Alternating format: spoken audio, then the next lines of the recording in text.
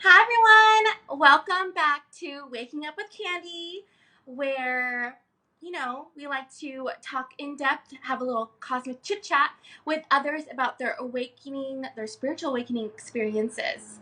Um, I am Candace, and in case we don't know each other, I'm a mystical, shiny light being. And tonight's guest is Stacie Harder, and we're just gonna wait for her to arrive. Hi, guys. And Stacie, just to name a few, Stacie's a Reiki practitioner, author, speaker, coach, actor, trauma healer.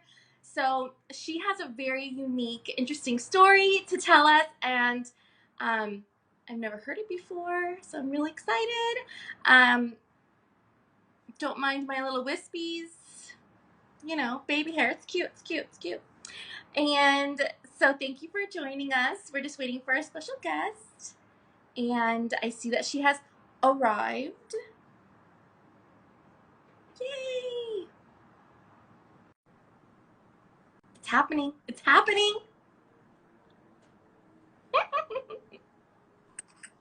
Hi. Hello. Oh, that's good. You actually become louder when I get on. Oh, good. Okay, Yes. good. Hi. Hi, Stacie. Welcome to Waking Up with Kandy. Thank you so much for coming on. Pleasure. Yay. And so I was just doing a little intro about you and just a few of many things that are. I know, look at you, but let me just let people know too. Stacie and I actually met in real life. We worked together actually in 2004. You remember the year? Yeah, it has to be. It was when I was doing background work, so it had to have been that time. I'm just, around there, 2005, whatever. So I just remember always thinking back on that times and remembering a girl like she was a Capricorn, and I hung out with her one time. She had curly hair, and it always just popped into my head randomly, and I'm not sure like why, but whatever. Anyways, years go by. Cute. Oh, I like those. Thanks. Well, I always wore glasses. I thought you were going to say curly hair and glasses. Oh no. I don't, and I don't remember any conversations. We didn't exchange numbers or anything, right? So random. Anyway, this year, a few months ago, I see somebody reposted a story, and it said her name, and I was like, oh, I know that name. I know that name. And then instantly popped in like who it could be. I'm like, what? No way. Anyway, long story short, it's her. So we reconnected again, which I'm so grateful for, because her energy and her wisdom and knowledge, and her mom's has just been really, really good, especially this year. So it's all perfectly divine. So anyway, now that I said that, tell us about yourself and what experiences you had to get to where you are now. And just, I mean, How we much have an time hour, we got, Candy? So a little bit about me. I'm not one that likes definitions. My favorite question is people like, what do you do? I'm like, me. They're like, no, seriously, like, what do you do? I'm like, no, really, I do me. Like, that's me. Like, yeah. So that question is always an interesting question, but I also understand it's kind of like to get your history or what you've experienced. A little bit about you. Yeah. So I'm 5'1" and a quarter. Just kidding. Wow. Okay. I say 5'2". I really do say 5'2". Yeah. I grew up with a very spiritual mom, as you know. Yes. So it's gonna be cool, different story. I love it. Okay. Yeah. So I have learned Reiki as a teenager. So I've been a Reiki practitioner for over about 20 years or so now. Wow. And then, yeah, it's cool. I have studied Tantra. So I'm a Tantra educator, and I have a certified, even framed in the thing saying I'm official. Hello, Chrissy. I love it. I work a lot with, to me, my favorite thing is empowering people, making them fill their hearts with more love and more magic than they could have ever imagined. So my true, I hope, gift is to allow people to see themselves as whole, get through the healing, get through the trauma. I love working with trauma. And basically being your biggest breakthrough to where you can live your most divine life and with a happy heart. So to me, it's kind of comes in all ways. I have very much a student in life, and my whole life I love learning. And I've now recently been feeling that I was supposed to talk. So I did do motivational speaking for a little while. I did work in TV film, which is how we got to meet. I can't believe it was 2004. Yeah, I know. I keep thinking, like, did you ever work on Click? No. Oh, no, I don't think so. No, I didn't. All right. But I do remember, like, talking with you and working with you, but I don't remember, like, where, because as you remember, sets are always so different. Yeah, no clue. Yeah, so I worked in TV film. I've pretty much done a little of everything, and I feel like I'm more of a student of life. I love traveling, and I help with my mom, and we do spiritual tours, kind of all over the world, but the most one we do is the Egypt tour, which is almost every year. So, yeah, so I do a little of everything. Oh, I'm an author, too. Got that. I'm a co-author, that I'm working on other projects now. So I have Gateway to an Enlightened World, a collective life lessons to support planetary transformation. So I'm a co-author in that book. Nice. Yeah. So just, I feel like living the life of ups and downs and all arounds and the duality of the 3D moving into the 5D. So it's just kind of a little bit of everything. But I feel like overall it is about this human experience. Mm-hmm. Yes, I agree. So growing up with your mom, yes, you were exposed to a lot of spiritual things. Like you said, you became a Reiki practitioner when you're a teenager. So you were exposed at a very young age. Yeah. And so then, to one person, it's, they think like, oh, wow, that's so crazy. But you're like, or not crazy, but, that's like, wow, it's interesting. It's different. And you're like, that's all I knew. Like, that's how I grew up. Like your mom talks to dead people. It's like, yeah, like your mom could if she wanted to, but it's, you know what I mean? Like she teaches you, there's classes you can take. Like at that time, she didn't have teachers because they didn't really talk about that. But yeah, I grew up in a very limited mindset, I would say, in the Midwest, where I'm sure it wasn't by accident we were living there. And we opened up a spiritual bookstore. So at 15, I'm working with candles and Reiki, healing Sundays, and Fridays, like our little Friday meetings. And so, yeah, I definitely, I do believe we come into this experience choosing our parents. And so, yeah. And it actually is until recently that I feel like I could even share, because I'm always comparing myself to my mom.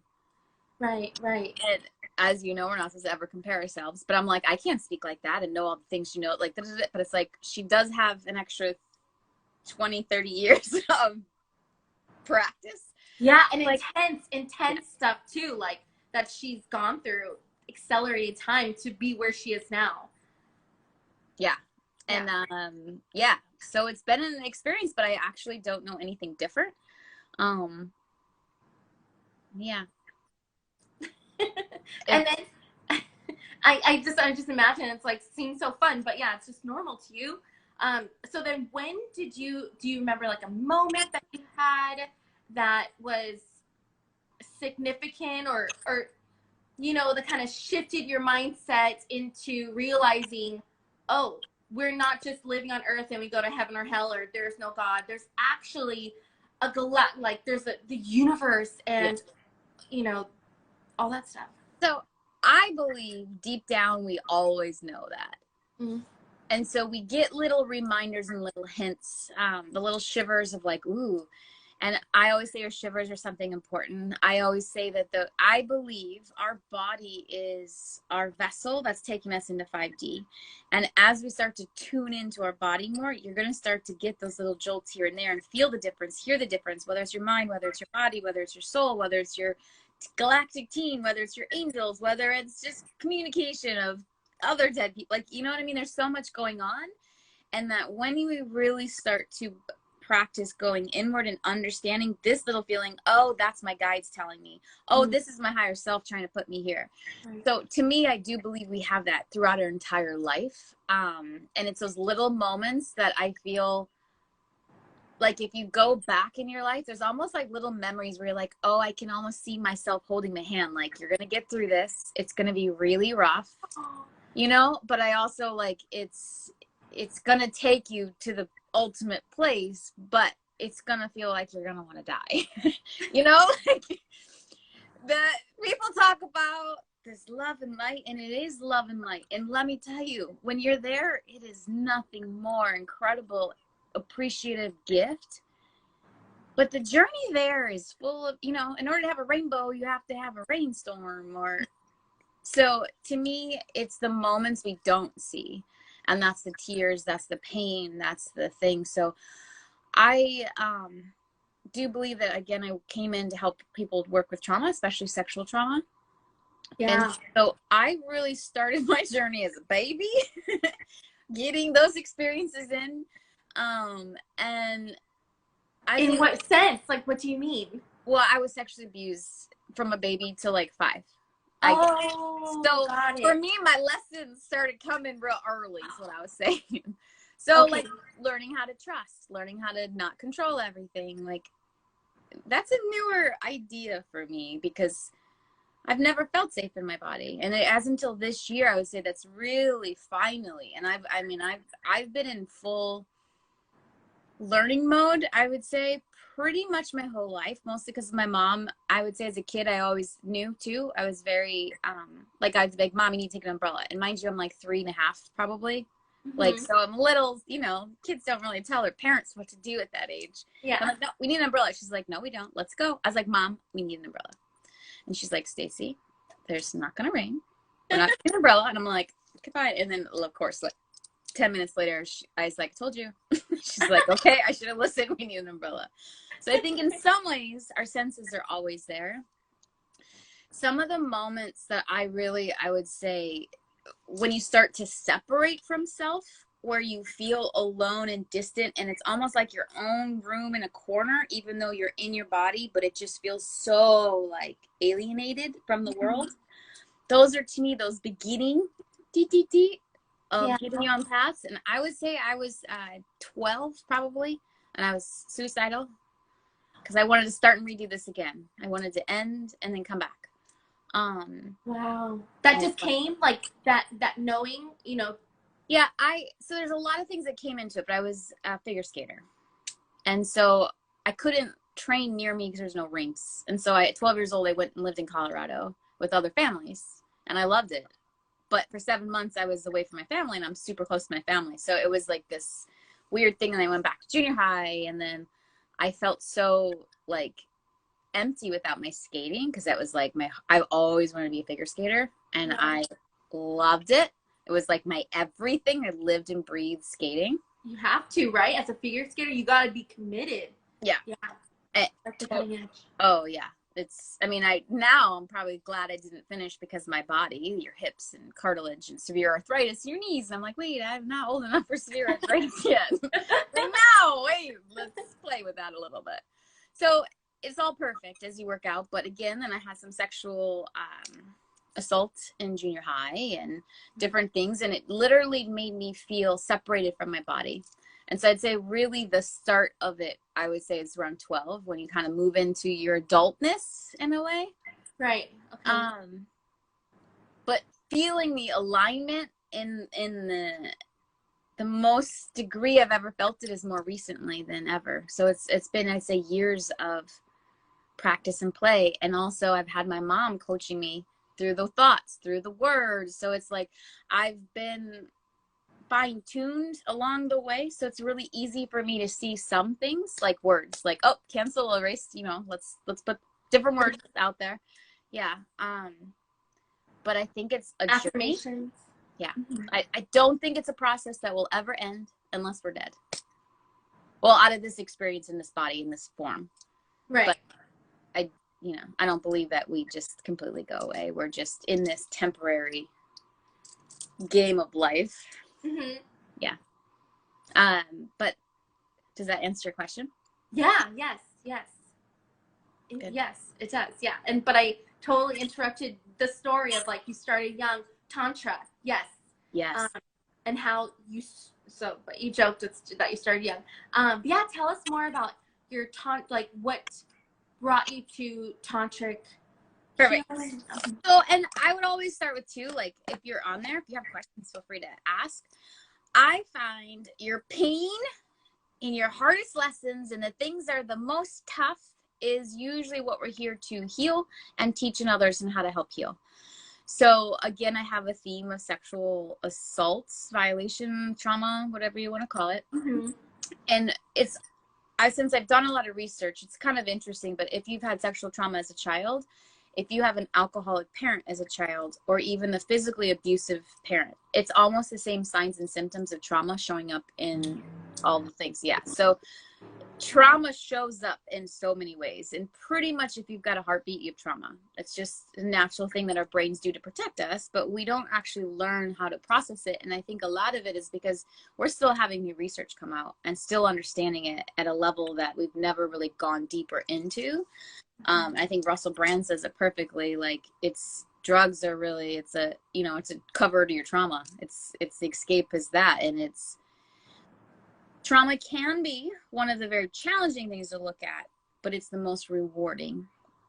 And it's also, again, your belief systems. I used to think I was less than, and I thought I was broken, and I didn't think I was whole, which we know is nonsense because I am always whole. I might not feel like it all the time, but I'm always whole. So I was, as you know, if you don't always get the universal signs of knocking you gently, like you have a lesson to learn. And because I had a pattern of being sexually, like it was just normal to get men grabbing you or saying comments, like, what do you call that? Sexual harassment. Mm-hmm. And that's just, unfortunately, like that's what we kind of grew up with. And I was at a job where I was getting harassed every day. And I even talked to management, like, please, can you say something to the staff? Like, I'm on the floor and I don't really enjoy this. Like, and I shouldn't have to yell at someone in front of customers. Like, it should just be a clear policy. Like, no. And I'm also the nice person. I didn't want to offend anybody. And because I go into trauma response, I go in back to the baby, which the baby has no words and doesn't move. And so I usually would just leave my body. And when you check out of your body, it's a normal trauma response. You're not aware of what's happening because your brain is going into the freeze, and that prevents you from hurting yourself. From preventing, your brain doesn't need to remember if it doesn't serve you. Okay. So a lot of trauma, especially around children, they won't really remember. Mm-hmm. Some people will start to have remembrances around 15, sometimes around 30. There's different parts in your evolution that you may be ready. And some people will never remember details because they don't need to. It'll only produce their bodies more trauma. So I do believe with trauma work, you never want to go under the psychological, what do they call it? Hypnosis. Oh, yeah. Yes. I don't believe in hypnosis for those things, because if you pull those memories into your memory, your brain is doing something that protects you. So to me, it's trust your body, because your body knows best. Your body is here only for you. Mm-hmm. And it is our greatest tool. And at that point, I didn't listen to the universe. So I ended up getting a really big back injury and put me in bed. Like I wanted to die, literally. Like I was in excruciating pain. I had a 2-pound weight limit for a long time. And then it went 2 pounds? 2 pounds. I couldn't twist, push, pull. I couldn't even wipe. Like I couldn't even move my hand behind me. So I got a bladder infection, because you forget you're really supposed to wipe one direction. Because when's the last time you heard that? Like I was 2, you know? Like no one reminds you, make sure you wipe the front to back. But I was 2. I didn't know. And so then I'm like, it was a really awful experience. And then I'm so sensitive to medications on Vicodin. I threw up so hard my rib popped out, but I just felt like a weird sensation when I touched it. And they're like, your ribs popped out. I was like, oh, but really? And they're like, doesn't that excruciating pain? I'm like, no, my back is though. Like it literally, it just felt like a weird sensation when I would touch it. Like kind of like, what is that? It's so weird. Yeah. Wow. And you're so tiny too, so I can totally imagine that happening. Well, I'm tiny, but I'm a curvy. Yes.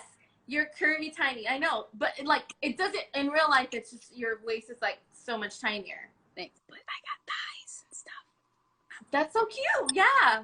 Shoot, I'll take anything, just a little waist and I'll take it all. It's really my rib cage. That's the smallest part. But then the boobs, they're just big. So it's like, but I had my boobs since I was 12. So that's how I got the junior high. Explains a lot. Yeah. So I was in bed and I couldn't do anything. I was miserable and I was in so much pain. And I was so setting my intentions, I need to heal. And it makes me want to cry because it's such a beautiful place, but also so much pain. And so I literally was like, okay, universe, if you want me to get through this, like you have to help me. Like I can't do this alone. And I'm done. Like I can't live like this. And when I started going through the memories and healing the old stories and things, that's when I remembered my rape. And I was like, oh my God, I wanted help. You know what I mean? Like more. And so it was a really interesting thing. And again, I put it out to the universe, like, what can I do? Help me move through this. And so I'm a big person asking the angels and asking your team for help. And then I found this little community called Full Circle, as you know, out of Venice, Andrew Keegan. And they had the last set of classes. I just signed up for all of them because that was like what we had in a bookstore. And I was like, oh, they have something like this in LA? Like, I just missed it this whole time. And Ben, I've known Ben Decker since he first moved to LA. Like, and I didn't know he helped found it, or I guess too, or something. Do you know Ben? Oh, no, is he the guy from Seventh Heaven or something? No, wait. No, that's Andrew. That's Andrew. Oh, okay. Yeah, he is. Yes, he's the actor. Ben's now author and does a lot of meditation stuff, but I'll send you a thing. He's yes, awesome. yes, please. So anyways, they had a Tantra talk. And I signed up for it already because it was the last thing they had. And then just random, just like, okay, just everything. It's not. Whatever the class was, I'm obsessed with learning. I love learning. And it's like, there's something inside of you like, oh, there's something out there. I know there's something more. There's something more. Maybe it's in this book. Maybe it's in this. And so it's this constant, like, there's something else. Something. Yeah. I know this is not how I'm supposed to feel for the rest of my life. I know there's something more. I know there's magic. I know there's love. I know there's a part of me that's so much more than what I am now. And so I was like, I don't need to learn about sex. Why would I pay for a class on Tantra? And I'm like, I'm good in that department. And then, but then I was like kind of judging it, right? And whenever I judge things, I'm like, okay, I need to go because I just judged it, which means I need to learn about it because something is not fair. That's how I actually took a BDSM class and a Thai class as well, which is the Shibari. I know.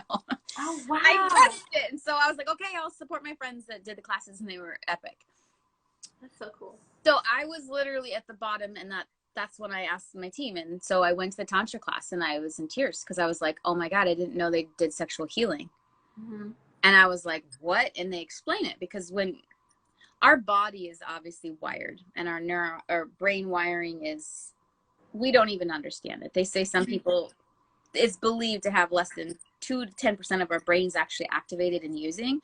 So we have all this unlimited data and DNA activation. We're getting ready for this crystal vibration. Oh yeah. Oh, for sure. Oh, that's what's happening now for us. Yep. Yes. That so explains the head, the fatigued and all that stuff. A lot of pulses, the pounding. Oh yeah, that's the beauty. The ringing in the ears last night was so loud for me. It was so loud. But yeah, I think there's music playing half the time, and I have to like, nope, that's not music. I'm like, okay, I swear. I'm like, but I will like if I have my fan on, I'll just hear things. And I'm like, why is it so late? And there's like a symphony playing. And then I'm like, oh, there's actually no music playing. That's interesting. Right. My mom not to tell very many people that. She's like, you might know. You're in a safe place here. Yeah. No judgment. So that's it. That started my Tantra journey. And I have been, it's been some of the hardest things to face. The most tears, the most like vulnerability, but yet it is the most powerful. And I know it's a practice that I've done for centuries in my own lineage because it's so many things that I'm like, oh, I already do that. Oh my gosh, I do that already. And it feels, again, it took me 10, 11-day sessions to finally understand the difference of just pure unconditional love versus sexual love.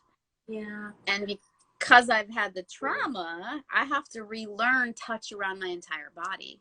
And it helped because I was in a 5.5-year narcissist relationship. As an empath, we usually do get to choose a narcissist in our life because they're our greatest teachers. So let me give me a thumbs up if you've dated a narcissist before. Oh my gosh. Yeah. Yeah.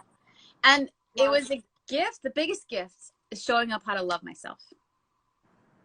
And that's what that was. And so I wish I could have learned it a little faster than 5.5 years, but it is what it is. And it really started my journey and into the unconditional love, into the body, being able to reprogram and rewire. We have 4 nerves that go from our pelvic floor to our brain. And so there's different techniques and different things that you do to literally rewire your body. And you go through some of those trauma points. We have different parts inside our yoni. And even there's a place that if it's touched, it's called the Kali point, because that usually it's our stored rage. So just like our massage and our shoulders, when we're stressed, guess where we hold that? Back there. In our tissue, right? Our body. Right. We hold so much, we hold so much trauma and stress and experience in our bodies. Yes. Yeah. And when trauma comes in, it could be a car accident, it could be fired from a job, it could be a breakup unexpectedly of a marriage. Like, it could be so many things. It doesn't have to be like, oh, there's a gun to your head, but it can be a gun to your head. Mm-hmm. And so it could be a teacher yelling at you in 2nd grade. And we have so many of these unlayered things that our body will take this on as like a temporary thing, right? And if you don't process it for later, it starts to fall down to your lower chakras. And so this is why so our last 2 chakras is usually where we show a lot of adult issues. And that's usually where you have a lot of repressed anger. Look at your cancers, look at the security, confidence, sexual, all of it. And so because a lot of us carry a lot of the sexual traumas, it's a really, to me, fascinating way to be able to come back to the sovereignty within yourself, to be able to reclaim, to re-own, and also to unprogram the shame around sexuality. I believe that we're sexual beings from in the womb. It's proven through science that we start to touch ourselves during the womb. Really? Yeah. Oh my God. Okay. Wow. So if you're in college, take human sexuality. It was my favorite class I ever took in college. It like, how do we not know this? Like, we're humans. How do we not learn about human sexuality, which is a natural thing? I know, right? Yeah. And then you look at religions and it's a shameful act. You shouldn't touch yourself. Well, orgasm is the closest reminder you will ever be to your full divinity. Orgasm to me is that gift from beyond that reminds you who you are and what you are supposed to be here, which is just radiate in the pure, delicious love. See, narcissist. See, narcissist. Yeah, we got that. That's a big heart, baby. Big heart. Yeah. Thank you for being a sensitive, gentle, kind heart and letting me see my truth. Boom. I get really excited about trauma stuff, so I'm like, have to take a breath. I know, I love it. I calm myself down. It's good. Well, it gave me life in a way that it's like, oh my God, I get to come back to myself and like be in my own body for the first time and show up and to be like, you know what? Good. I got cellulite on my arms. Like I think I told you before, like I never wore sleeveless things because I was like, and that, because we also live in the industry that's like, oh, you need, like whatever. So that's fine. That's what we are. But I have now come, especially with my back injury too, of learning to love. Yeah, love and this is new. This is just 2020. This is new. what we call woman. Anyways, okay. Yeah, I probably have a wet mark from sweating. No. Yeah. It's true. I get like, whew.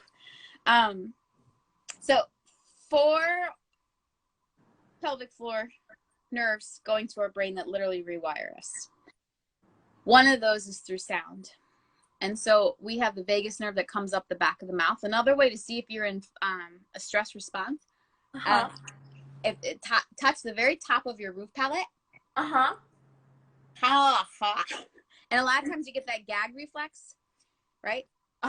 Well, that will tell you how much stress you're in. Right? If you're pretty relaxed back there, you're actually not in a stress state. Okay. It's weird. Our bodies do all kinds of weird things. It's Wow, really? cool. So hold on.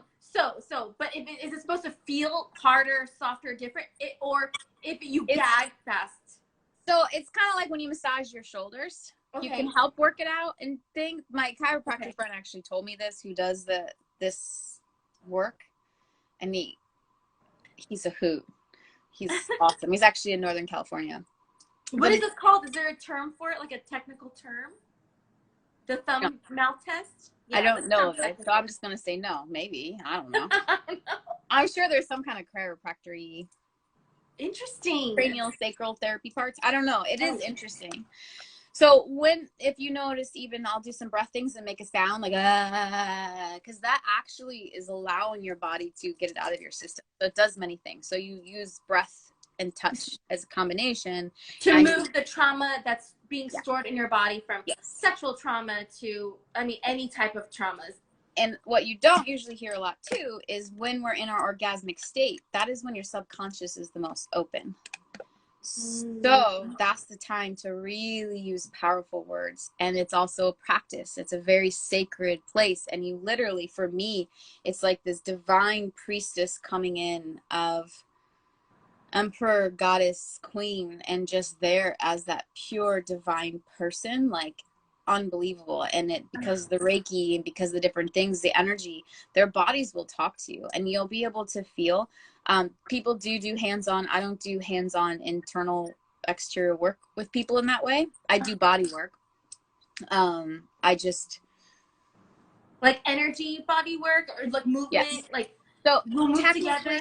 A lot of tantra sessions, not all, but some of them can include touching of your yoni or your lingam, is what the words and terms we use.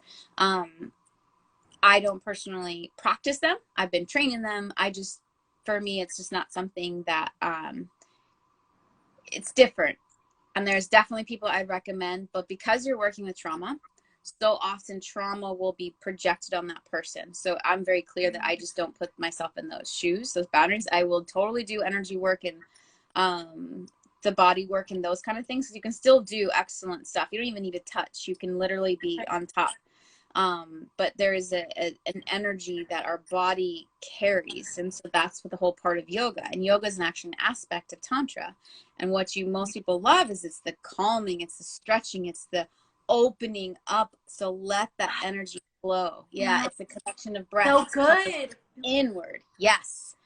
So within that, it's this overall practice. I got a text, my brain kind of went like, I was like, come back, Stacie, come back. It's a very sacred practice that you can feel when there's stuff happening or things coming up. And because I have experienced so much of this, I can usually meet people instantly. I'll know that they have trauma. I feel it.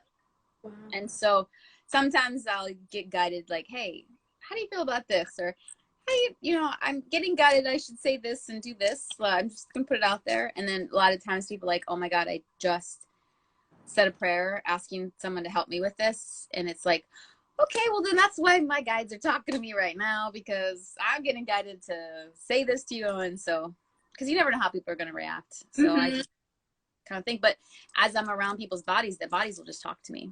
Yeah. And sometimes it's kind of like, this is a really weird thing. And I'm like, I know I just met you, but your body's talking to me right now. And they're like, looking at me like weird. And I was like, yeah, I'm like, I'll start off with usually like, I do Reiki and I'm an energy, like, okay. And they're still looking at me like, all right, like that's going to make anything better. And then I'm like, well, do you want to know? And they're like, okay. And do you want to know what I'm getting? And they're like, yeah. I'm like, okay, so your uterus is actually asking me, and your feminine things asking me to send love and healing. And she just started crying.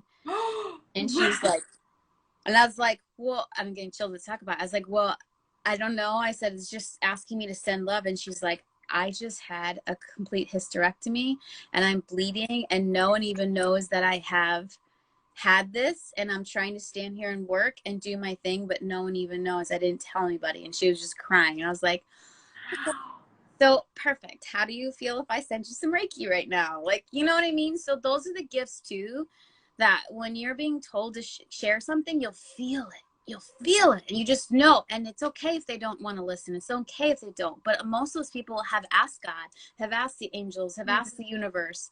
And when I say God, I don't think it's like a person in a robe standing there ruling everything. I feel God is the ultimate divine source of who we are. It's this can take an embodiment, but the higher dimension of who God and the divine and source and consciousness is so much more than a person or male or female. It's this divine, delicious, pure things that we just get samples of.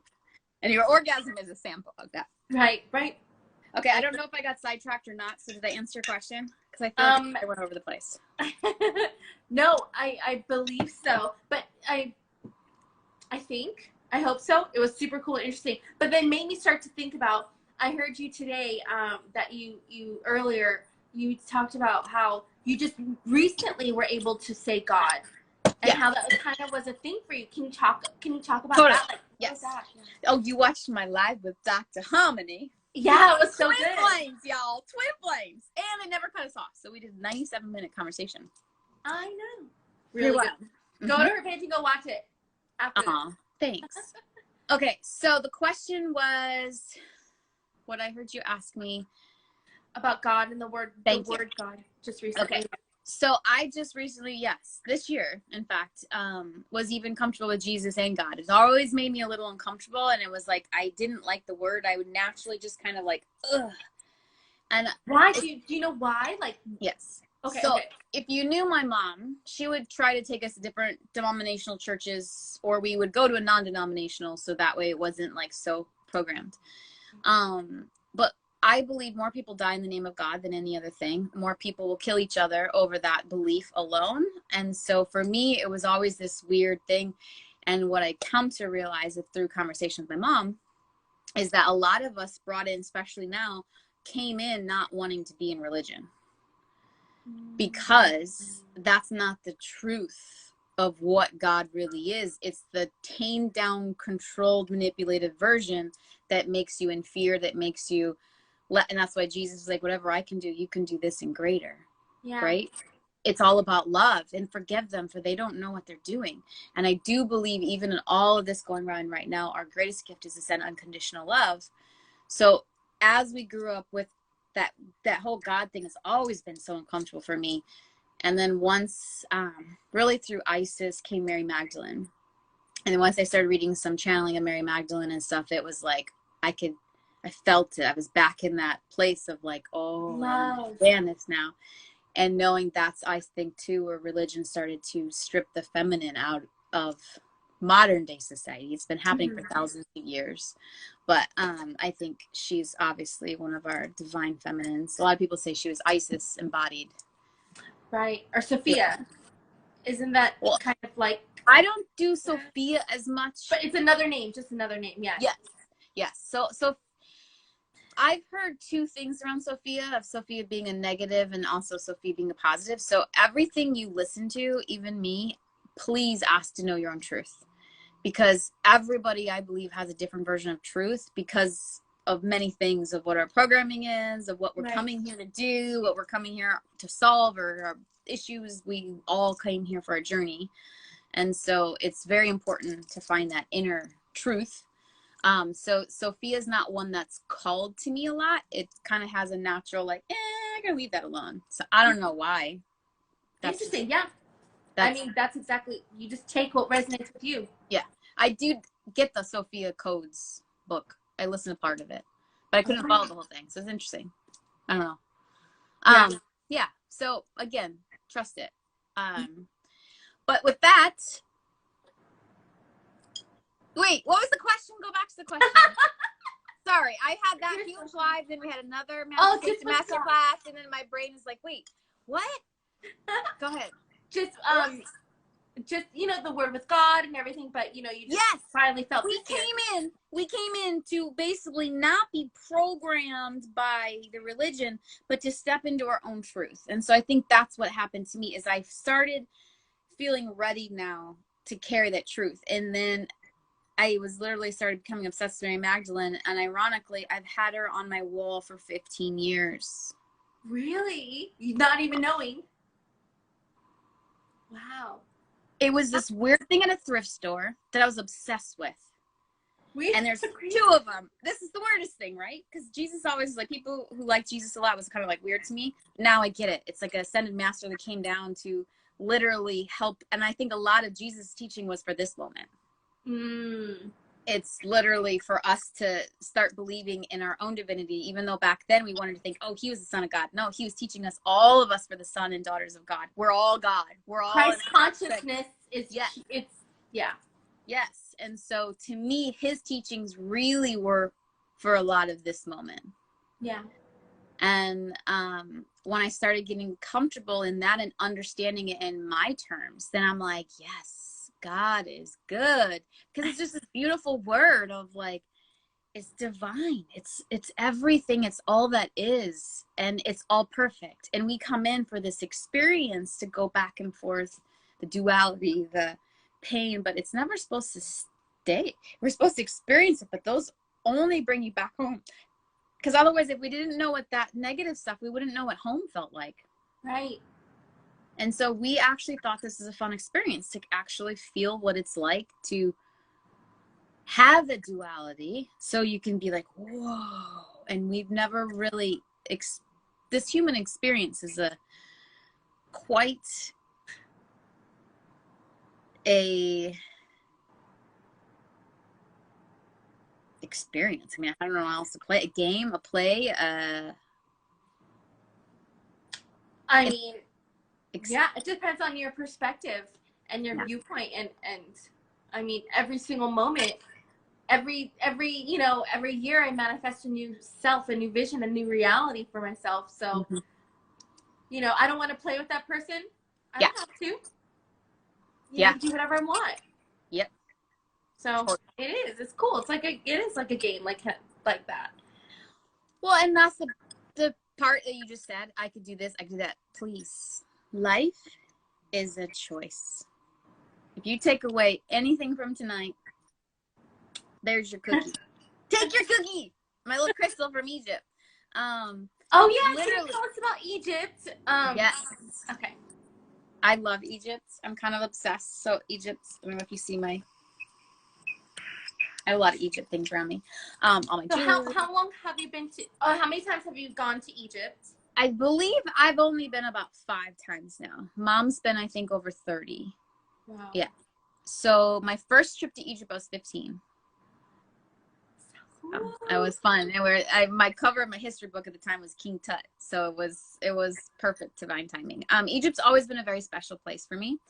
Egypt is, I would say, similar to ayahuasca in the fact that she is her own divinity, and you must, if you want the best from her, then you must trust and surrender to all that is. To me, she is she calls you home when it's your time. And it's magic. And here's the thing, that's when we have to get out of our head, like, oh, do I afford it? It's like, doesn't matter. I know I'm supposed to be there. The universe will bring it to me. And you just move into that trust, because she will literally, as Mom would say, 10 days on Egypt is like 10 years of therapy. So what happens is if you have intentions, you want to move through things, you want to be your vibrant self, well, in order to be our truest nature, we have to see all of the aspects of us, all the hidden things that we wanted to bury and not want to process. Well, we have to be able to get those up. I had an experience earlier when we talked to you that I got in a conversation and I got really upset, because I don't want people telling me what I can and can't think. And I believe fear is a choice. And if you are choosing to watch the news and choosing to watch the newspapers, you're putting yourself in fear, and that's a choice. Like, you can do research, and I understand that, but then research would mean you don't go on Google, which is controlled. You would go onto another thing like DuckDuckGo and then actually research what it is, because none in history have we ever done masks. Never. In any kind of influenza, any kind of anything. So we have all those doctors that told us we're supposed to be wearing. Anyways, I'm going into it. I don't need to defend it. See, this is my lesson. But that toxicity gave me this excruciating headache, and then my stomach. So as you get more energy sensitive, literally, you can't carry those negative thoughts and those negative emotions, because that body literally is such a toxic feeling and emotion, and it's mine. It came from me. I chose to bring it in. And then when I choose to get upset, I'm choosing to give my power away. So I find now I'm getting so sensitive. And that was a normal conversation with someone like I really love. It wasn't like it was a stranger either. It's just like, but it's right now we're all being tested to speak our truth. We're clearing generations of trauma, generations of witches not being able to talk and not being able to speak up, generations of, if you're a woman in this body, then you have put your life aside to raise your family and your husband. And that's a perfectly perfect thing to do. But now we're coming into the divine feminine and the divine masculine, which means we don't push anybody else down. We live in our fullest and we join each other in the fullest expression, and that's true divine masculine, divine feminine. And each of us, to be in our fullness, we have to heal the divine and masculine and feminine inside of us. And so that feeling safe in my body, right? Right. That's my job. And so I have to heal my inner masculine. I love Trump now, but at one point he triggered me like no other.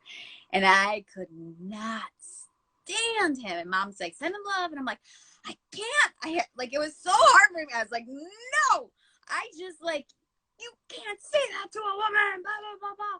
And I realized, oh my God, he's just my mirror. That's all they are. If you hate anybody in politics, doesn't matter if it's Biden, doesn't matter, whatever. If you carry this a negative charge towards anybody, congratulate them, thank them, because they're teaching you. It's something within ourselves that we're not seeing, or we're masking, or we're not honoring. And that was me. I wasn't honoring my inner masculine. I hated the masculine. I also hated the feminine. I didn't want to be in a woman's body. Because of the trauma that you went through. Yeah. I didn't feel safe. And it's like, people like love boobs, but I'm like, do you understand what it's like to be 12 years old and everybody wanting to grab your boobs, and like all they do is comment, and like, no, like I love my boobs, but I've had to learn to love them, because it was like this, I wanted to leave my body.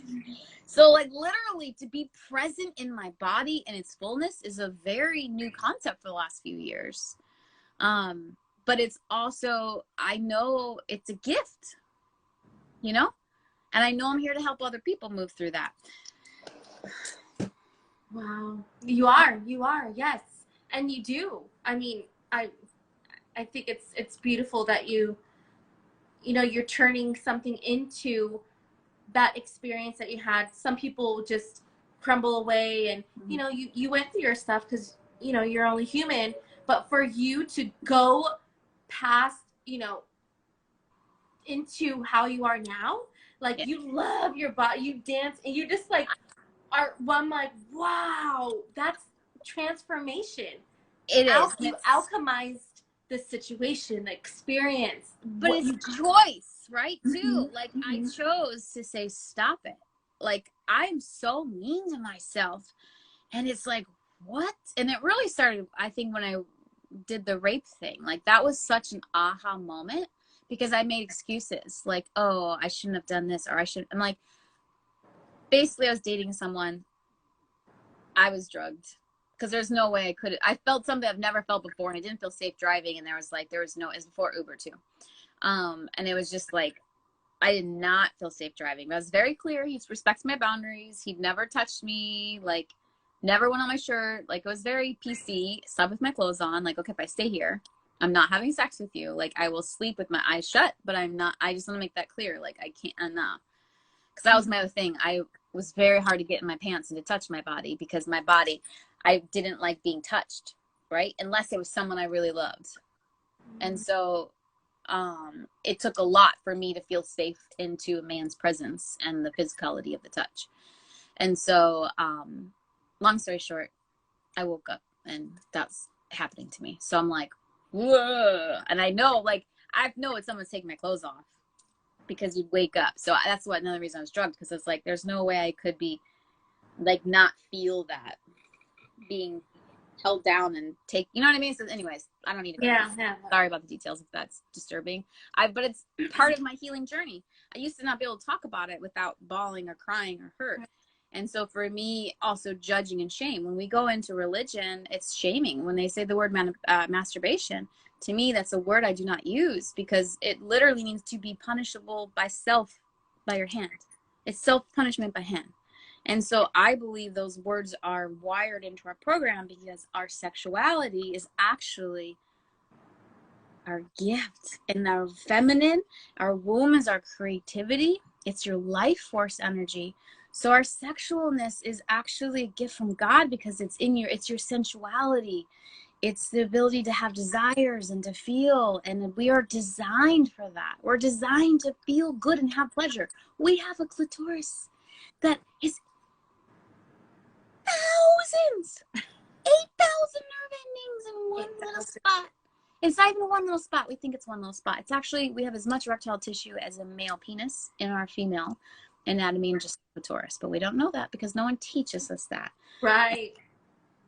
We can go into all kinds of things about science in our bodies as well, because again, I do believe it's been a long time of trying to keep feminine suppressed, but they don't even understand our body. When we have the ability to, what they call Amrita, some people will call squirting, scientists still can't even figure out exactly how that gets there and what, because we don't make testosterone, but yet it's got testosterone in it. It's like all kinds of phenomenal things that it's like, we just magic. And that Amrita is called divine nectar from the heavens. Ooh. And it I is. love that. Speaking of divine from the heavens and body and everything, so you have done ayahuasca before? You have done plant medicine? Tell us about that experience. Tell me more. Were you? Tell me more. Like, does he have a gun? Yeah. Okay, so I was very against plant medicine my entire life. I was against any drug my whole life. I grew up with my mom. You don't need drugs, whatever. So, it really is. What really is. I'm curious what that was. Okay, so, I actually have a sister who's been very depressed her whole entire life, who also had a back injury, and became permanently disabled and whatnot. So I started doing a lot of plant medicine research for her. Okay. Because it helps with depression, it helps with anxiety. So I was like, oh, this would be perfect for my sister. And I have a lot of friends that have done it, roommates that have done it, and it never really called to me. But I started, at one point, it was during my back injury, I started getting a lot more into it. And then one of my best friends did it. And just seeing him transform his childhood trauma was like, you're so much lighter. And then I realized all that time when I was doing research and fascination, it was really for myself. Oh, wow. And so the first time I did it was, again, in my back injury. And at that point, it was about 1.5 years into it. So I was able to get moved, but I was still on 10-pound weight limit. I still to this day, I can reach for something and get pinched, or it still affects me. But it's much better. And then my dad passed away.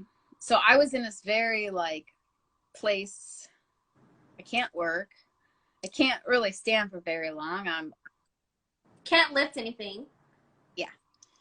And it was a very interesting experience. So actually the back injury, I started doing marijuana. I started with CBD because I was having such a strong reaction to the medicine, and I didn't really like being knocked out, because Vicodin and Soma are like, Oh, yeah. So, but it was the inflammation and the pain. So I started doing CBD. CBD made a difference. And then I was like, well, let me try some marijuana, because I was also raped when I was sleeping. So sleeping, the back injury wasn't sleeping, because you're always in pain. You can't move. Yeah. I have to get a power bed that helped me. And so I literally just felt like, okay, universe, help me, whatever. And so that's, again, putting the intentions out there. It naturally fell into my lap. It naturally felt like, yes, this is my calling. And then when I did it, it was beautiful. I don't think everybody needs plant medicine. Absolutely not. It is one way to get there. As my mom will be very honest, you do not need to do plant medicine to get there. It's a choice.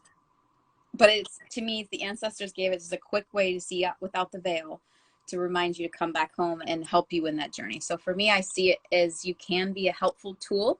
It can be a crutch depending on how you use it, just like drugs. But it also can be a really beautiful, honoring experience. And so the first time I went in, I got to see what time, the illusion of time, and how it really works, and going in and out of it. And then I saw my life contract. And that was the first time I saw my rape.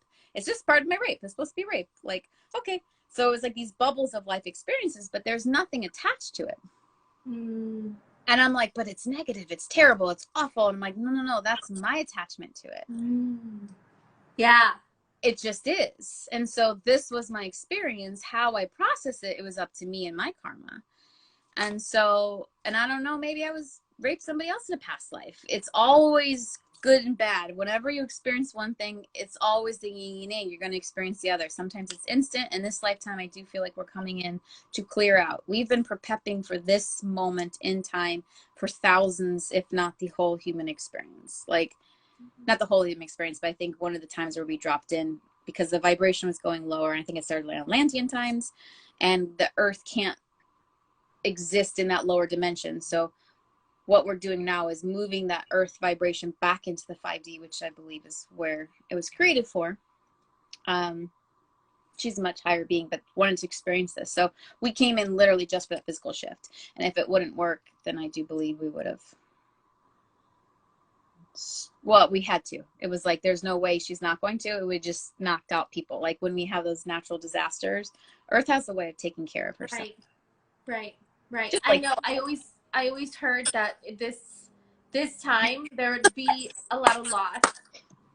Death and loss. Yes, the Amrita is what he's saying. The divine nectar. You would like that. He's so poetic with his words. You should be a writer, Lucas. You should be in our next writing class, because the way you put together, even earlier, I was like, whoa. I think he writes songs. I think your calling is beyond more than just songs. Songs, and because it really is beautiful. And by the way, when you cry, that's something that I learned in Tantra too, is the divine nectar of the heavens again, right? And so you use your tears and bless, like, may you always see truth. May you always speak your truth. I always put it in my tongue, and I honor it and like love it and appreciate it. And if you can, it's beautiful too. Like if you, after you have some delicious sexy time, sacred union, and sometimes tears and emotions come up of just beauty and glory, that's when you can take it and you can bless each other as well. It's a beautiful honoring / like. I like that. Wow. Oh, I want to do an intimacy class for couples, because there's so many beautiful things that I've like always been obsessed with relationships and the fascination between masculine and feminine, and like our attachment theories and all these things, and about, like, I love learning. And so I just feel no one ever teaches us how to connect in a healthy way. And I think so many people, we starve, but we don't know how to actually put into words what our needs are, because we don't even understand them through words. And so it's kind of a fun little dance. Yeah. But to me, when you have that partner that's showing up for you and you're showing up for them, there's nothing like it. It's a beauty and a grace, but usually, and not everybody's supposed to be there. Everybody comes into your life for a reason, whether it's a season, whether it's a lifetime. We don't know, but it's all a gift. And so trust, you always know inside. And I always say that with jealousy. Like, I always say that with jealousy. Yeah, because I believe that when you are jealous, that's your higher self telling you this is not your person.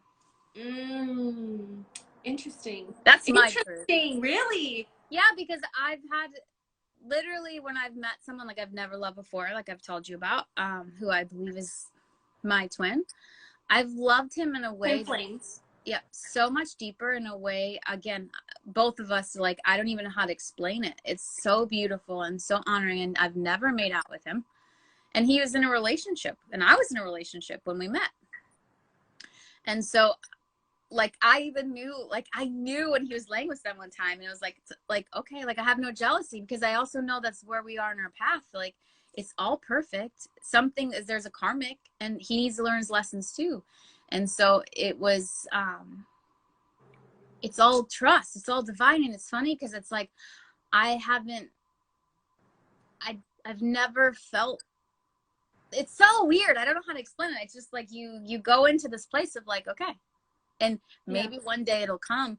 But I look back at the moments where I felt those jealousy, and it's like, because my soul knew this was not my person. And it's like, it gives you these feelings. But I think if you really start to observe the feeling and go in, like, what is it really saying? Right. And it could be you're not showing up and respecting yourself. Maybe you're not clearing your boundaries or verbalizing it or making, like, we teach people how to treat us. And so boundaries are a big thing. And because when you go through sexual trauma, you don't always get those boundaries. Mm-hmm. And so learning how to set your boundaries and how to verbalize them, that's another practice we do in Tantra that I think is very important. And whenever you go into touching anybody, like even whatever, you always ask permission first. I place my hand on your heart. And as women, I promise all the men that are on here, if you go in a beautiful, loving, there's a difference. You can feel energy. So if you go in an honorable, loving way, it's like, can I touch you? Like, more than likely she might cry because no one's ever stopped to ask us. I know. Wow. So in everything you do, even in that, like, can I put my hand on you? Can I, you know what I mean? And then before you even go in through that thing, like, can I enter you? Like, do you know, it's like sexy though. I mean that. Mm-hmm. It really For is. sure. And it's a way of like, no one's ever asked me that. Like, whoa. It's a whole different level. So I suggest you just play with that. I love it. Yes. And I love that they're got, men, masculine, just showing up during this time. It's like really refreshing. We need way more of the masculine. I mean, well, that's the thing. So I believe that we have these deep wounds, both of us, within ourselves. And I think the masculine, honestly, has a degree of their own karmic trauma through the thousands of years of feeling like they failed the feminine when we were murdered and killed. And there's the masculine who are there as our protectors, the sons, the husbands of these people who are, even if you look at the witch killings, like, those are divine beings. And when you can't do anything to protect the people you love, there can be a moment of like, I couldn't do anything to save them. And so I feel literally deep down that the masculine is also, it's like they don't want to fully, some of them don't want to fully look up. They just want to be like, I can't look at you in the eye because it's that actually facing it. But I think that enough are starting to come up and like, okay, like, and the women, like, we want you to step up. We want you to meet us here. Like, we are finally, I feel like, in our bodies and coming into this place of harmony. And we are like nature. We are nature. We are the flow. We are look at the way our bodies, we have so many hormones pumping through the feminine brain that the male brain, they say, I love this example, is like the mountains. mm-hmm. Their brain is so pretty much chemically created and hormonal, just like the mountains. Every once in a while there'll be a rock that tumbles down, but not really going anywhere. And the feminine are the weather patterns around the mountains. So that's why we could be like snapping bitchy in 2 seconds, and then like we don't even know where emotion's coming from sometimes. And you start crying, you're like, I have no idea where this is coming from, because we have floods. And if you look at how many clouds the variations there are, it could be cloudy, it could be clear, it could be thunderstorm, it could be rainy, it could be sleet, it could be, it's the emotion. But the mountain too, though, the mountain is strong and sturdy, and yes. It's like it's yeah. So our hormonal level is in this constant flux. So I like to think of the masculine like holding the space for the feminine, or like the feminine's the ocean.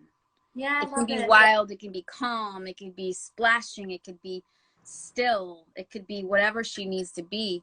And again, we have that all within ourselves. And so I start with, actually, why don't you play with me? All right, so I like to hold my womb area and my heart, just because for me the feminine womb is literally, it's our sacred creation of life can happen here. And we're not really trained to tap in and touch. But if you just take a deep breath and like kind of connect, and then say, I'm sorry that any part of me or my feminine, and you're going to do this for both feminine and masculine, whether you're a man or a woman, that I'm sorry if I've ever hurt you. And I love you. you. Say it out loud. Yeah, there we go. I love you. I appreciate you. I appreciate you. And I promise to honor you from every day in this moment forward. And I promise to honor you in every day from this day forward. Yeah. And then we're going to go into the masculine and thank the masculine for showing up. Thank you, masculine, for showing up. Looking I'm good. sorry. Yep. I'm sorry if I've ever hurt you. I'm sorry if I've ever hurt you. I love you. I love you. I bring peace within you and within me. I bring peace within you and within me. I promise to embrace you and live in your fullest from this day forward. I promise to embrace you and live in your fullest from this day forward. Yeah, you can, the words aren't technical, they are important, but you can play with them. It's just I don't think I said the exact thing, but yeah. But little things, like just being able to connect to yourself. Like, don't you feel like a little bit more witnessed? It's like, yeah, that's really nice. That was really nice. And one of the things I find that's real important with you do your solar plexus is apologize if you've never listened to yourself. And thank your gut instinct. Thank you for your guidance and always being here for me. And I promise to, from this moment forward, to always follow my guidance and to always listen to you. And thank you. I'm still learning, you know, and like, thank your mind for always trying to do its best to protect you. Like, go through, even your throat. That's a powerful one. Hold your throat. Let's do the throat one. Yeah. And if you're connecting to your heart and your throat energetically, you can just imagine that the heart is pouring love up into your throat. And thank your throat for being your voice. Thank you for always feeling free to express. And I'm sorry if I have done anything in the past to restrict you or to hold you back or to make you feel unworthy of speaking your truth. And I clear out anything from this lifetime or any other lifetime that no longer serves me, any karmic bearing, anything that is less than, is not mine, I clear out. And I like to just kind of do a swipe. So anything from past life traumas that's not yours, that you're ready to get rid of, for the best and highest good of all concerned, just remove, throw it into love dust. Love dust. You can do anything, but I love love dust. And promise to know I will do my best to always speak my truth. And you want to say it? I will do my best to always speak my truth. I will always have my heart connected to my throat, so everything I say will be said with love. I will always have my throat connected to my heart. Yeah. So that everything I say will be said with love. Yes. And then if you hold your back into your solar plex, please guide me into always speaking my truth. Please guide me into always speaking my truth. I'm sorry in the past if I've never not listened to you. I'm sorry in the past if I've ever not listened to you. I love you. I love you. I appreciate you. I appreciate you.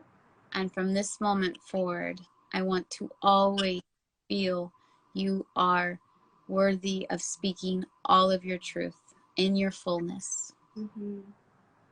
Agree. And so little things, if you're feeling, and sore throat usually is holding back angry words. It's not feeling expressed. It's like we're holding on to that. And as we go into more higher energies and sensitivities, our bodies, like, I can't believe just a little bit of anger and frustration just threw my whole body on. Yeah, I know. Yeah. Well, I feel so good. Like, I just feel so cozy and nice. I'm ready for bed. Oh, perfect. It's a minute 30 left on our live. Oh, wow. That was quick. I know. It let us go a little over, but yeah. Wow. Nice. Well, thank you very much for allowing me to be a guest. Be a guest. Be a guest. Thank you for coming on and sharing so much with us. And I hope people reach out to you if they resonated with anything that you said.